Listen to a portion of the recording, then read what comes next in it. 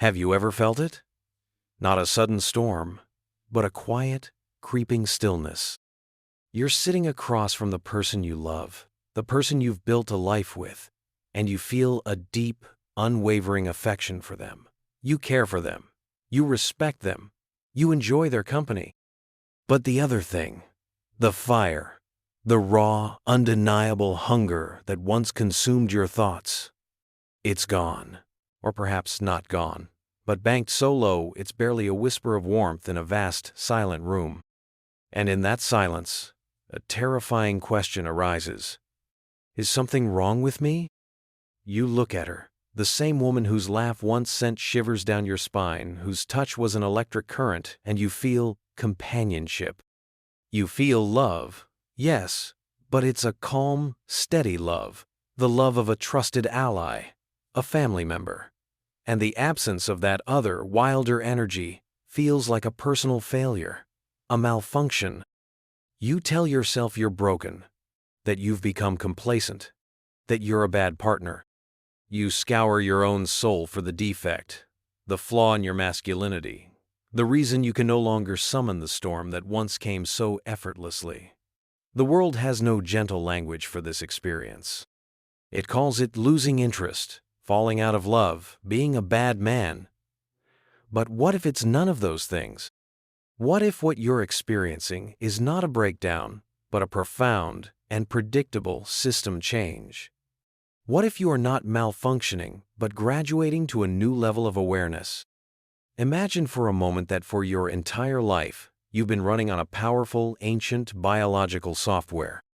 This software, honed over millennia, has one primary directive: to ensure the continuation of the species. It's a brilliant, ruthlessly efficient program. It creates illusions. It generates immense energy. It hijacks your consciousness and calls it destiny. It floods you with a feeling so potent you'd call it magic. But what happens when that program's core objective has been met, or when it determines that objective is no longer the primary focus? The program doesn't crash. It simply shifts. The user interface changes. And you, the user, are left staring at a new screen, with no manual, feeling utterly lost. This isn't the end. This is the beginning of learning to write your own code. If this idea of decoding your own internal software, of understanding that you are not broken, is already sparking a new perspective for you, take a moment to subscribe to Mind Decode Explained. We journey through these intricate landscapes of the mind together, exploring the maps that lead us back to ourselves. To understand this great fading, we must first listen to the philosophers who saw the machine's blueprint long before we had the tools to map the brain. Arthur Schopenhauer, the often misunderstood philosopher of stark realities, argued that what we call romantic passion is, at its core, the will to life, a blind, relentless striving of the species, not the individual. He wrote in The World as Will and Representation that the ultimate aim of all love affairs is concerned with the composition of the next generation. In his view, your grand passion was never truly yours. It was a beautiful, compelling illusion, a trick of nature to get you to fulfill a biological imperative. The feeling of falling in love was your DNA pulling the levers of your consciousness. And once that imperative is fulfilled through children, or through the establishment of a long-term pair bond that signals stability, the will has less use for its most potent, energy-intensive tool, obsessive desire. The veil drops. The hunger recedes. And you are left in the quiet aftermath, wondering what you did wrong. Schopenhauer's answer is nothing. The system simply completed its task. This might sound bleak, almost nihilistic, but it's only the first layer of our understanding. Schopenhauer identified the what, but modern neuroscience is beginning to show us the how. Dr. Helen Fisher, a renowned biological anthropologist, has spent her career mapping the brain in love, and her research provides a crucial key to this puzzle. She proposes that we have evolved three distinct, yet interconnected brain systems for mating and reproduction: Understanding them is like finding the user manual for that software we've been running. The first system is lust, the craving for sexual gratification. This is the raw, primal urge, fueled primarily by testosterone in both men and women. It's not necessarily focused on any one person. The second system is romantic attraction, what we often call being in love. This is the dopamine-drenched, exhilarating state of obsessive thinking about a specific individual. It's characterized by focused attention, euphoria, and intense craving. This is the fire. This is the magic. It's an addiction, a beautiful madness designed to make you choose one partner and focus your mating energy on them.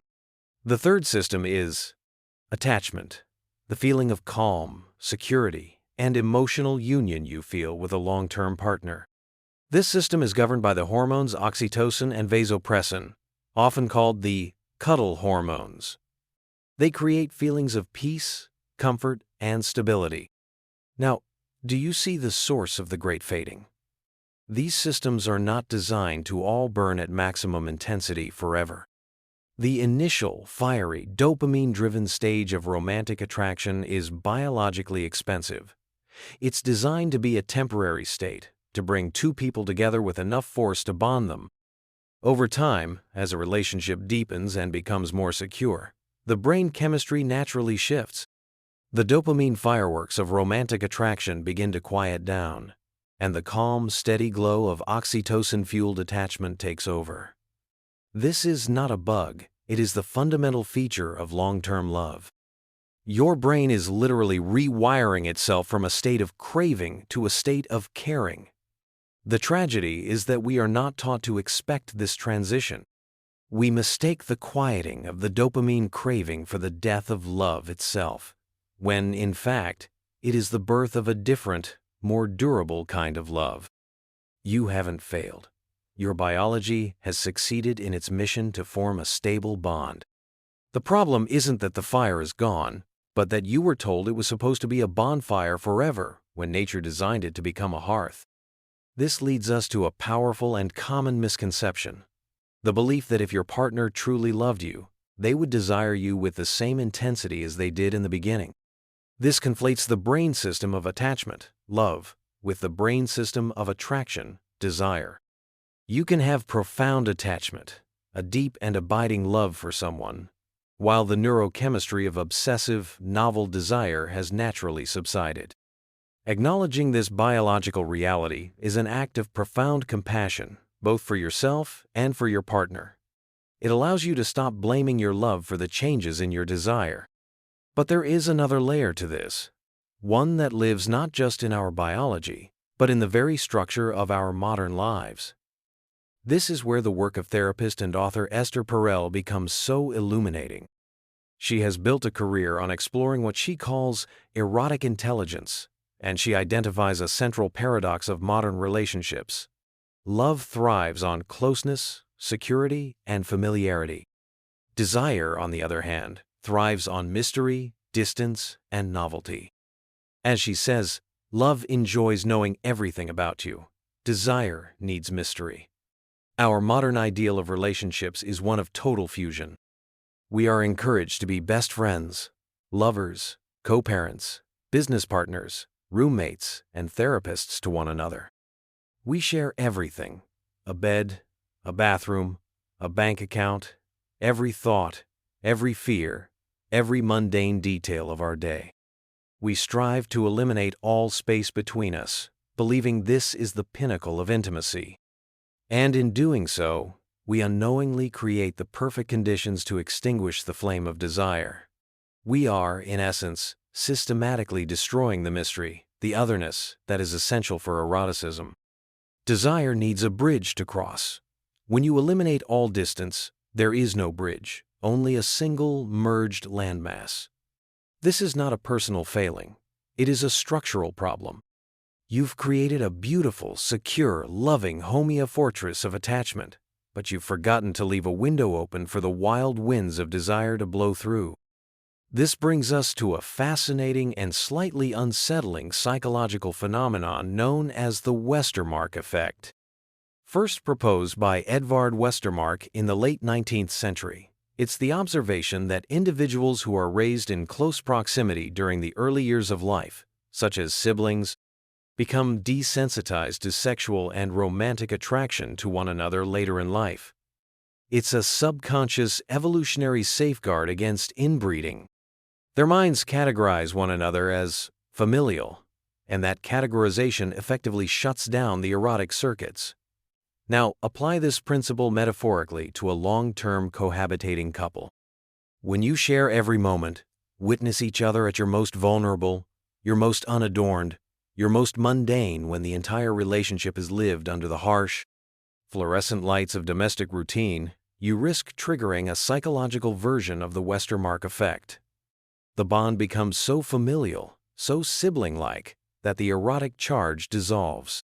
Your partner becomes so known, so familiar, so safe, that the part of your brain responsible for chasing, for craving, for being captivated by the unknown, simply logs off. It says, this person is family. They are safe. They are not a target of pursuit. This gently dismantles another common misconception, that the man who has lost desire is simply bored, lazy, or not trying hard enough. This view ignores the powerful environmental and psychological forces at play. It's not that he doesn't want to feel desire. It's that the very environment he has co-created, an environment built for maximum love and security, is actively working against the mechanics of eroticism. He is not being lazy. He is responding authentically to a loss of what psychologists call polarity, the energetic charge that exists between two separate beings. When that polarity flattens into comfortable sameness, the energy dissipates. So here you are, standing in the quiet aftermath. Schopenhauer tells you that your primal program has run its course. Helen Fisher tells you that your brain chemistry has shifted from dopamine-fueled craving to oxytocin-fueled comfort. And Esther Perel suggests that your lifestyle of total fusion has eroded the mystery essential for desire. You are not broken. You are not a failure. You are a man experiencing a completely predictable, multi-layered biological, neurological, and social phenomenon. This is the great aha moment. The fading of desire is not a problem to be fixed, but a message to be decoded. It is the end of the chapter of love that was written for you by biology. And it is the beginning of the chapter that you get to write for yourself. This is the great transition from unconscious, programmed love to conscious, chosen love.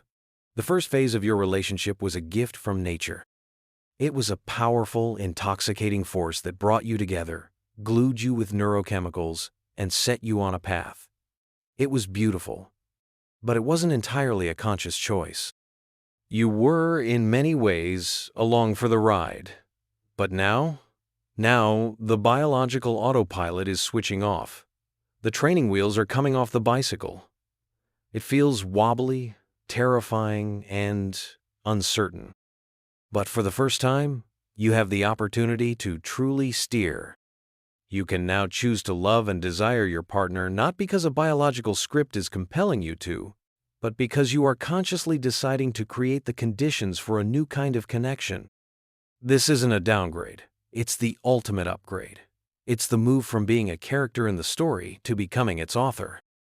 So, how do you begin to write this new chapter?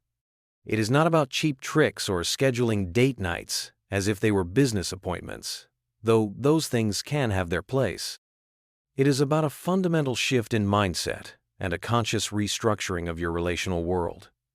It begins with 3 powerful acts of conscious creation. The first act is radical acceptance and courageous communication. You must accept this truth without shame or blame. You must stop seeing this fading as a personal defect. Then, you must find the courage to have a new kind of conversation with your partner. Not a conversation of accusation, "You're not exciting anymore," or of guilt, "I'm so sorry I don't feel what I used to," but a conversation of shared curiosity. It sounds something like this: "I love you deeply. You are my home. And I've noticed that the nature of our connection has changed over time. The wild, obsessive fire we had has settled into a warm, comforting hearth. Neuroscience and psychology say, this is normal. It's a shift from one kind of love to another. I'm not running from that. But I also miss the spark, and I wonder if we, together, can consciously learn how to invite that energy back into our lives, not as it was, but as something new. This conversation reframes the problem from, what's wrong with us, to, here is a fascinating, normal human challenge. How do we want to solve it together? It replaces shame with teamwork. The second act is the conscious reintroduction of polarity. As Esther Perel so wisely advises, you must re-establish a healthy sense of separateness. This is counterintuitive to everything we've been taught about fusion-based love, but it is the secret to sustained desire. This doesn't mean creating artificial distance or being cold. It means that each of you must be encouraged to be a whole, sovereign individual. It means having your own hobbies, your own friends, your own passions, your own worlds that don't always overlap. Desire is often sparked not when you see your partner doing the dishes, but when you see them across a crowded room, laughing with their friends, completely in their element, radiant and separate from you.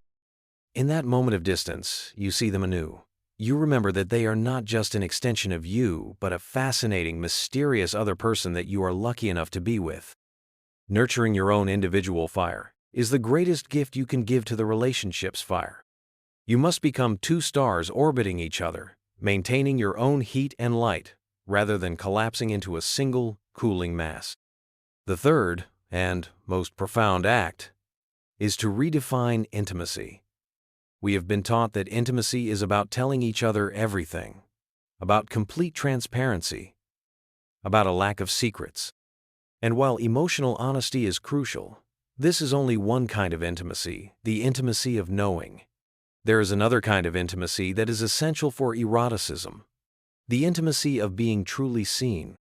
This is the intimacy that happens when you are willing to risk, to play, to be vulnerable in a different way. It's about creating moments of heightened experience, of adventure, of shared risk that jolt you out of the mundane.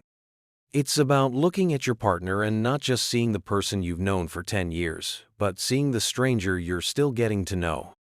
It's about understanding that true, lasting desire is not something you have, it is something you generate. It is an act of imagination, of creativity, and of conscious will. The first fire was given to you. This new fire is one you must build together, deliberately, log by log. This journey is not easy. It requires moving past the simple, fairy tale narrative of love we are all fed. It requires courage, self-awareness, and a willingness to embrace paradox. The man who embarks on this path is no longer simply following a biological script. He is becoming a student of love, a student of desire, a conscious architect of his own emotional and erotic life. He understands that the initial fading of desire was not death, but an invitation to evolve. The silence you once felt in that room, the one you filled with shame and self-recrimination, can now be seen for what it is, an empty canvas. The old painting, the one nature painted for you, has been taken down. It was beautiful, but it was not yours. Now, you and your partner hold the brushes. You can choose to paint a picture of quiet companionship, and that is a valid choice. Or you can choose to learn a new art form, to mix new colors, to paint a masterpiece of mature, conscious desire love that is both a safe harbor and a thrilling adventure. The initial fire was meant to bring you together. The enduring flame is the one you choose, day after day, to tend. It is not a lesser fire. It is a wiser one, a more intentional one, and ultimately, a more profound one. You have not lost the game. You have just been invited to play at a higher level.